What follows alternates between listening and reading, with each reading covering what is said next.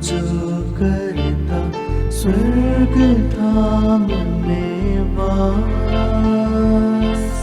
पावन तेरा नाम सदा आवे तेरा राज।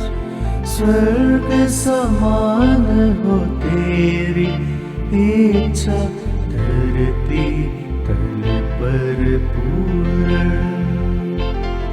हर दिन का आहार हमारा कर दे आज प्रदान।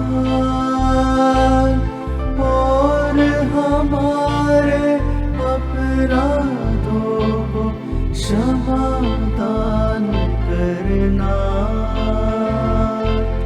जो अपने अपराधी जन को हम करते हैं माफ।